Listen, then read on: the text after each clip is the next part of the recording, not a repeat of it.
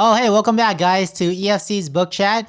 I read Don Miguel's four agreements every other day, talk about my insights and the relevance to executive functions. If you guys like what I talk about, please like and subscribe to our channel. Comment down below about what you guys liked. If there's something that you guys don't like, still comment down below. We love the feedback, and your support means the world to me and my team. Now, I just finished the 5th chapter, which is entitled The Fourth Agreement, Always Do Your Best. Don Miguel starts off with talking about how doing our best is circumstantial to the situation. And we want to be able to do our best and no more or no less than whatever our best is at that specific moment. And I want to kind of explain this to you is that every single morning when we wake up, our best is going to be different than what our best was yesterday. It could be more, it could be less. And it all depends on our capacity to do whatever we are trying to do that day. And it also depends on how much passion, how much purpose we have for the things that we're trying to accomplish for that day. If we're very, very passionate about whatever we're setting ourselves up to do, and we have enough energy, the capacity to do that thing, then we're obviously going to really, really give our best in the maximum capacity that we're talking about. But if we're doing something that we're not super passionate about and we are like depressed or anxious or just like sad or didn't have good food or whatever it is, we will not be able to actually give our best to what we think is our best.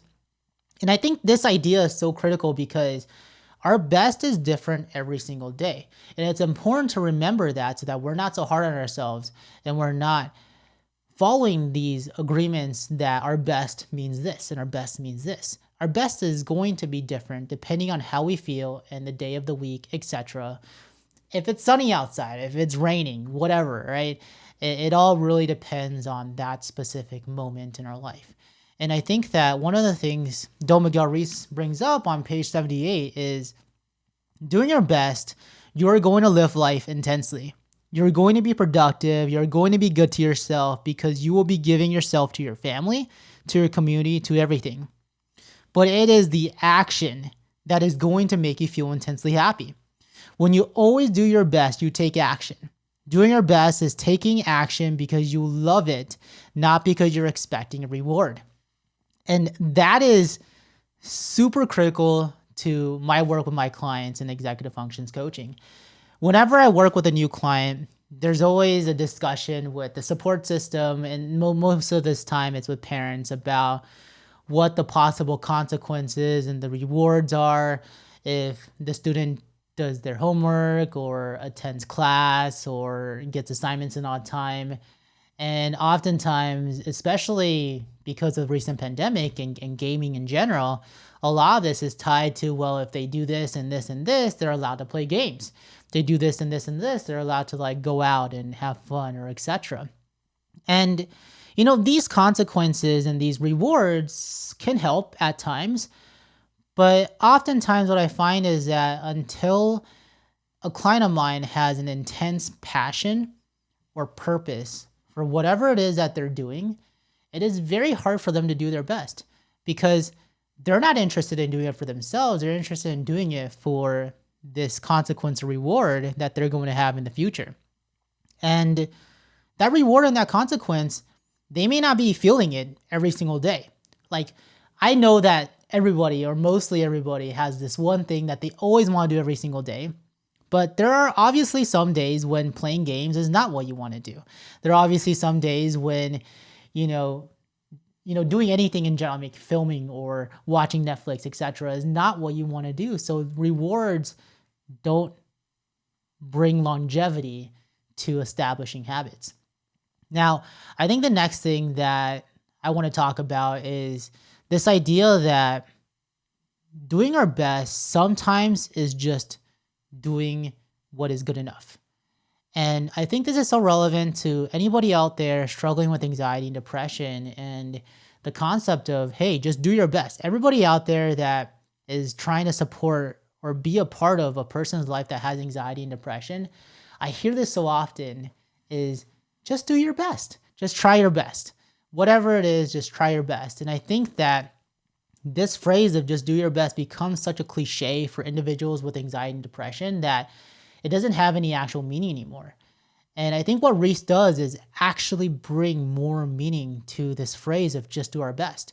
If you remember from my previous quote that I read, he talks about how doing our best actually just means giving action to anything. Just one step. I tell my clients, if you just do one step towards making the progress you want to make on whatever it is, one step is all you need to do today. You don't need to do any more, any less. Just make one step forward. And if you can make that one step forward, maybe tomorrow you can take 2 steps forward. Maybe the next day you can take 3 steps forward. And hey, maybe one day you'll take 2 steps back. That is okay because you are making action. You're trying your best because you're making action. And hopefully as you make more and more actions, depression doesn't go away, but depression may not be as severe. You'll have times of intense joy and happiness because you are trying your best in a way that makes sense because you have a plan. You're taking one step forward, one step forward, one step forward. And guess what? When you do that, the inner judge in all of us has nothing they have or nothing they can really say to us anymore. Because what is the inner judge? The inner judge is just our own blabbing in our mind, our own anxiety that says that we're not doing enough, we're not meeting standards, we're not meeting expectations. And when we set standards and expectations of just making actions, just take a step, then the judge in us cannot say anything to us anymore because we are doing what we deem as the best. And that's so powerful whenever I'm working with any of my clients with anxiety and depression is that all it takes is one step. What is your next step? So the next thing I want to talk about is actually on page 81. So let me go ahead and pull that up and read it to you all. When you do your best, you learn to accept yourself. But you have to be aware and learn from mistakes. Learning from your mistakes means you practice, look honestly at the results, and keep practicing. This increases your awareness. Let's talk about this in the relevance to executive function coaching and reflective journaling, which is one of the things I like to do the most with any of my clients. And the reason why I like doing reflective journaling is it actually calls us to sit there and really think about whatever prompt I propose to them and really think about the structure and the steps that go with that prompt.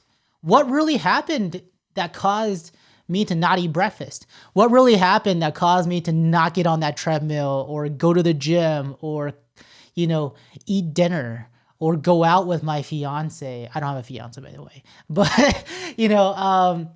what really happened? Really asking yourself and being honest with yourself about what really happened opens us up to being aware of what our best actually is. And when we're aware of what our best actually is, then we actually know what we can do. And when we can do that, we feel happy. We feel like we've taken the right action to doing our best. And that means the difference between being anxious about, am I meeting expectations, versus being proud that you are meeting expectations. And that's a big difference that I really want to emphasize. Now, one of the last things I want to talk about is Ruiz's idea that we are the manifestation of God in this chapter. Now, I'm not a very religious or spiritual kind of dude, but I think that when I really thought about this and I read into it, I thought about this idea that, at least to ourselves, we should always prioritize ourselves first. If we're able to take care of ourselves and we're able to put ourselves first, then we're able to actually have enough energy to do good for the rest of the world. And if we say that, and that's not even just say God, let's just say anything that you out there deem as the most important thing to your life, if you say that you're the manifestation of that thing, then what you're really saying to yourself is that you are the most important thing to yourself. And when you have that self-love and that awareness that you're the thing that you want to prioritize, then and only then can you look deep within yourself and say, what is my best? How do I do my best? And I think this ties in so well to the last 3 chapters of, what was it again? Chapter 1 was, or the first agreement. Let me actually pull us. The first agreement was, okay, be impeccable with your word. Don't take things personally and don't make assumptions. And when I think about those 3 agreements, I think about how impossible that sounds.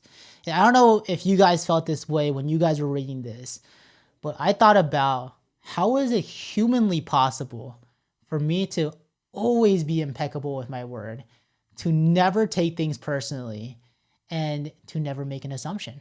How is that even possible? And I think this last agreement ties it all together is that, well, you don't have to. Just try your best. If you can keep these 4 agreements for an hour, that can translate to maybe a few hours. That can translate to a whole day. That could even translate to a whole week, a whole month, a whole year, the rest of your life. It just means that you want to start off somewhere. Recognize where your best is at this moment. When I first started living by myself, I could not cook for my life. And cooking was the hardest thing that I had to do. Even now, I can never think about what should I have for dinner? What should I have for lunch? What should I have for breakfast? There's 3 meals in a whole freaking day that you got to take care of. That's just insane to me. Is that like, I have to wake up every morning and think about what is breakfast, lunch, and dinner. I don't know why I did like breakfast, lunch, and dinner. And I have to do it for my nephew as well. And he eats completely different things than I eat. And it's so frustrating. But then,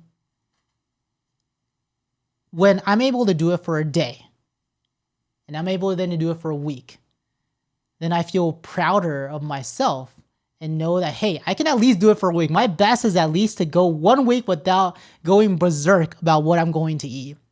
Then maybe I can do it for a month. And then maybe I can do it for the whole year. Maybe I can go a whole year without criticizing my nephew for his eating habits. And if I can do that, then I can do it maybe for the rest of my life. I think that is the key to Don Miguel Ruiz's 4 agreements, is that take these agreements step by step, 1 day at a time. And if you can try your best just for 1 day, for 1 week, for 1 year, then the rest becomes more manageable. Now, I hope you guys enjoyed that book chat. If you did, please like and subscribe to our channel. Your support means the world to us. Like I keep saying this, but it really does. And if you have any questions, any comments, comment down below. Talk to you guys next time. Thanks.